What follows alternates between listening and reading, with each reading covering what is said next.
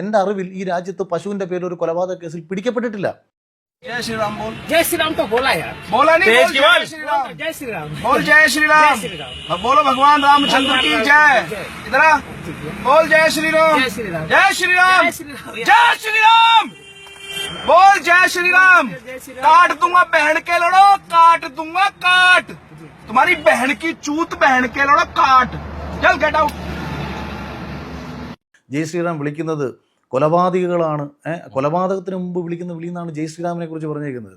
ഇത് തിരിച്ച് ഞാൻ വളരെ സിമ്പിളായിട്ടൊരു ചോദ്യം ഞാൻ ചോദിക്കാം. ഒരു കേരളത്തിൽ 5 നേരം കേൾക്കുന്ന വാക്കാണ് അല്ലാഹു അക്ബർ എന്ന് പറയുന്നത്. എത്രയോ തീവ്രവാദികൾ ഈ ഒരു പദത്തെ കൊലപാതകത്തിന് മുമ്പും ടെററിസം ആക്ടിവിറ്റീസിന് മുമ്പും ഇങ്ങനെ വിളിച്ചിട്ട് പ്രശ്നങ്ങൾ ചെയ്തിട്ടുണ്ട്. അതിൻ്റെ അർത്ഥം കേരളത്തിൽ ഓരോ ദിവസങ്ങളിലും 5 നേരം ബാങ്കിൽ ഇത് വിളി മുഴങ്ങുന്ന ഉടനെ കൊല്ലാൻ വേണ്ടിയിട്ടാണെന്ന് ഞാൻ വന്നിരുന്ന് പറഞ്ഞാൽ എന്തായിരിക്കും അവസ്ഥ? അഖിൽമാരാർ, നിങ്ങളാരും ഒന്നും ചെയ്യില്ല. നിങ്ങൾ ലോക മുസ്ലിങ്ങളുടെ മുന്നിൽ വന്ന് നിന്ന് പറഞ്ഞാലും അല്ലാഹു അക്ബർ എന്ന് വിളിക്കുന്നത് പാവങ്ങളെ കൊല്ലാനാണ്, ടെററിസം ചെയ്യാനാണ് എന്ന് നിങ്ങൾ പറഞ്ഞാൽ ഒരു മുസ്ലിമും നിങ്ങളെ നേരെ കൈനീട്ടില്ല. നിങ്ങൾ പോയി സാക്ഷാൽ ടെററിസ്റ്റുകളുടെ മുന്നിൽ പോയി നിന്ന് പറഞ്ഞാലും അവരും ചിരിച്ചു തള്ളുകയുള്ളൂ. കാരണം ഈ ടെററിസ്റ്റുകൾ ഇസ്ലാം മതത്തിന് വേണ്ടിയല്ല ഇവർ ആൾക്കാരെ കൊല്ലുന്നത്. അവരുടെ സ്വാർത്ഥമായ ജീവിതത്തിന് വേണ്ടി പണം ആവശ്യമാണ്. അതിനുവേണ്ടി അവരെ ആരൊക്കെയോ കരുവാക്കുകയാണ്. ഈ ടെററിസ്റ്റുകളെ കരുവാക്കുന്ന ഉടമകൾ അവരോട് പ്രത്യേക നിബന്ധന വെക്കുന്നു, നിങ്ങൾ അള്ളാഹുവിൻ്റെ നാമം പറഞ്ഞ് തന്നെ ഒരാളെ കൊല്ലണമെന്ന്. അതുകൊണ്ടാണ് ഈ ICSും മറ്റുള്ള ടെററിസ്റ്റുകളും ആ പേര് വിളിച്ചുകൊണ്ട്, അള്ളാഹുവിൻ്റെ പേര് വിളിച്ചുകൊണ്ട് പാവങ്ങളെ കൊല്ലുന്നത്. നിങ്ങൾ പ്രത്യേകം ശ്രദ്ധിക്കേണ്ടതൊരു കാര്യമുണ്ട്.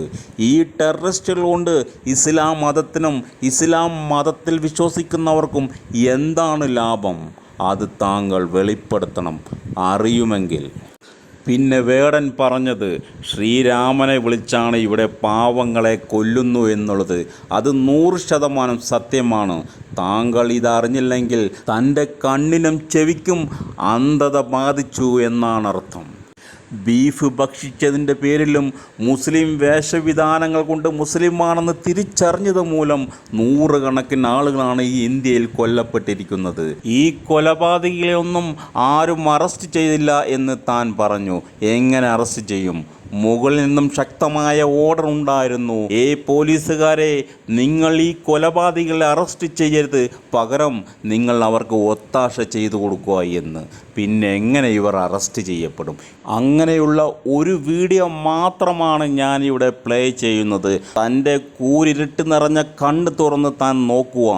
എന്നിട്ട് ആയുധമേന്തിയ നിരവധി അക്രമികാരികൾക്ക് കൂട്ടുനിൽക്കുന്നത് പോലീസാണോ എന്ന് ഉറപ്പുവരുത്തുക.